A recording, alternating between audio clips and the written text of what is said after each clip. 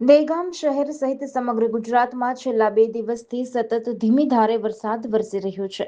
લાંબા વિરામ બાદ મેઘરાજાએ મન મૂકીને વરસતા શહેર અને ગ્રામ્ય વિસ્તારોમાં ખુશીનો માહોલ જોવા મળી રહ્યો છે.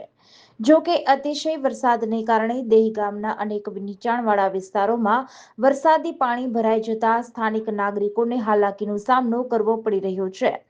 શહેરના અનેક માર્ગો પર પાણી ભરાવાને કારણે વાહન ચાલકો તેમજ રાહદારીઓને અવરજવરમાં મુશ્કેલી પડી રહી છે. વરસાદના કારણે બજારોમાં ગ્રાહકોની સંખ્યા ઘટતા વેપારીઓ અને નાના ધંધાર્થીઓના રોજગાર પર પણ માઠી અસર જોવા મળી રહી છે. બીજી તરફ ઠંડા અને વરસાદી વાતાવરણનો આનંદ માણવા માટે ચા નાસ્તાની લારીઓ અને હોટલો પર લોકોની ભારે ભીડ જોવા મળી રહી છે. પરિવાર અને મિત્રો સાથે લોકો ગરમા ગરમ ચા અને નાસ્તાની મજા માણતા નજરે પડી રહ્યા છે. ખેડૂતો માટે આ વરસાદ આશીર્વાદ સમાન સાબિત થયો છે. ખેતી માટે જરૂરી ભેજ મળતા ખેડૂતોમાં ખુશીની લાગણી છવાઈ ગઈ છે અને આવનારી ખેતીની સિઝન માટે આશાવાદી વાતાવરણ સર્જાયું છે.